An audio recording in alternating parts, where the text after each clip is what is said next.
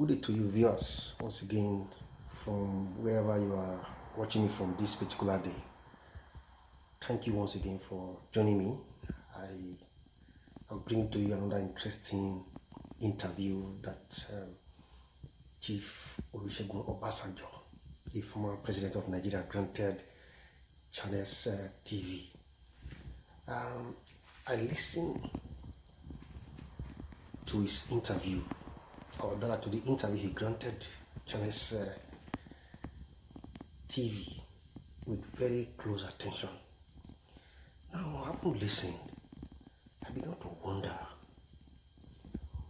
why he did not implement some of these good ideas while he was the president. You see, if he's speaking the way he's speaking now, and he couldn't do much during this time, even though he tried anyway, I begin to sense something strange about the presidency, or I begin to sense something strange about leadership.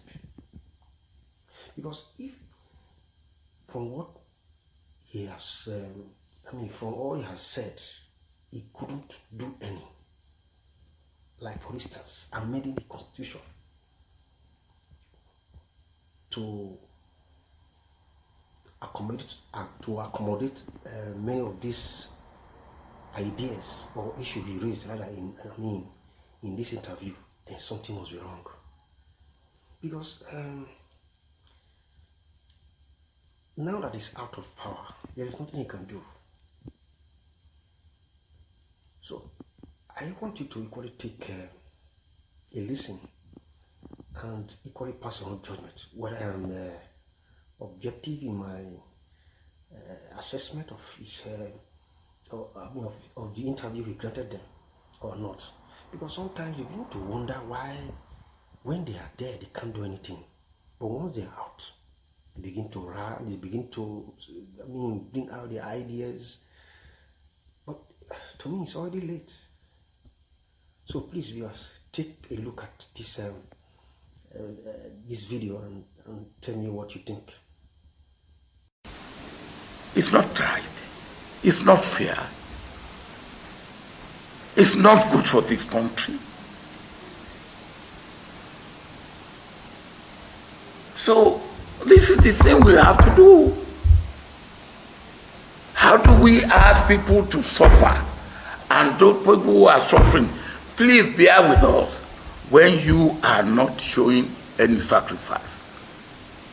And I'm not showing any sacrifice. You are what you are. I am what I am because I'm a Nigerian. Those people out there are Nigerians. They are entitled. So let us look at things that way. For me, that is what we have to do. And as I've said, and I will keep saying it, we are all sitting on a keg of gunpowder, all of us. If we continue to do what we are doing, which is disregarding the interest of the common man. Yes, we want to bring somebody from another, the point you made. We here in Ogun State, between the central and the east, is where they have been getting governor. We've ignored the West. And the truth is this, by population, unless the central and the east yield ground to the West, they will never make it. But for me, what is important is good governance. I will agree that yes, let it go round, and if he doesn't perform, remove him. But there are many states, a few other states like that. Kogi is one, Benue is one, Borno is like that too. Yeah. Where unless there is a yielding of opportunity. I tried here with late Oluri that look, he comes from the West. We didn't make it.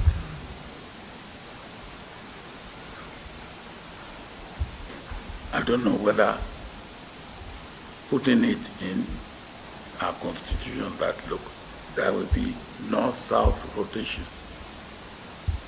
What I had hoped was that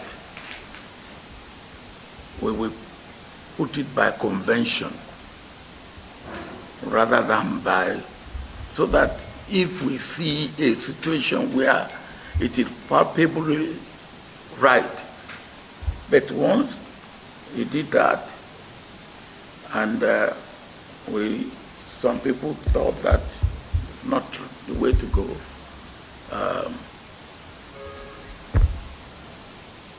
But what matters to me is ourselves.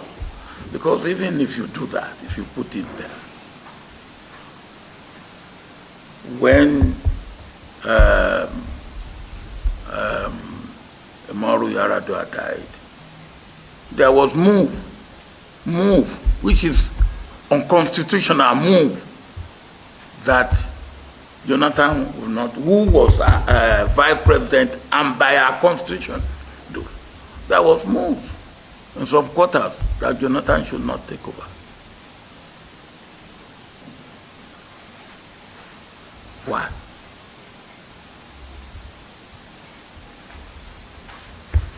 So I will be with you first, that we will rethink, re-examine Western liberal democracy. That's number one. Two, look, what should be the criteria for bringing people into leadership positions, whether at the executive level or at the legislative level, or even at the judiciary level, or any other public. Because the civil servants are part and parcel of this exercise. And they can be good civil servants and really serve civilly and conscientiously. They can also be evil servants if they choose to be so. So we need general moral rearmament. General moral rearmament, to look at ourselves and say, yes, we are all wrong, and where we are wrong. Then we need to do things differently. We cannot continue to do things the same way that has not worked for us and say. And then if we do that, we are deceiving ourselves. But let us look at things, what must we do differently at the executive level, at the legislative level, at the judicial level, at the civil service level, even at the private sector level. Because we are all in the same boat. And if that boat sinks, we all sink together. But whatever you come with, if we are able to take care of, yes, democracy, let our democracy have African context and African content. Because Western liberal democracy began from monarchy, they can be loyal opposition to the monarchy. In our own case, because we have the only thing we can be loyal to is our country. which is invincible, as some people will say. So, not a loyal opposition, but a partnership opposition that will partner with the government, see things together, debate, dialogue, and come to consensus and move on. One of the things that is ridiculous about this country is the new government comes in and they say, for the first time ever, as if Nigeria has never existed. For the first time ever, this has been done. You talk about the refinery in your opening remark. I went, when I was president, I went and called Shell. I said, Shell, look, come and help us. Run the refinery. Take part. You can take 10%, you can take 20%, but come and help. They say no. I said, okay, all right. If you don't want to take equity, come and run it for me. They say no.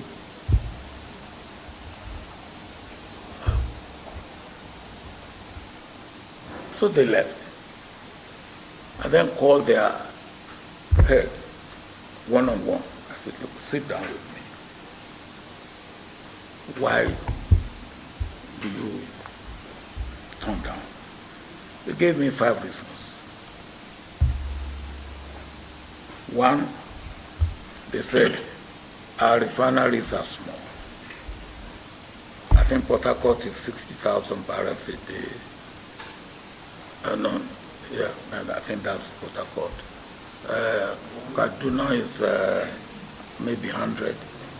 I think Warri is the largest, I think, maybe 120.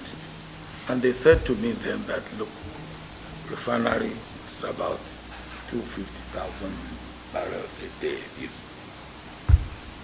So our refineries are too small. 2, they said, look, even we run our refineries as a service, but we make sure that we do not run it at a loss. But we make substantial part of our profit in the upstream.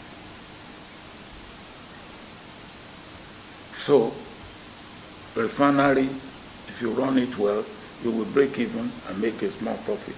But if you don't run it well, you will run it at a loss.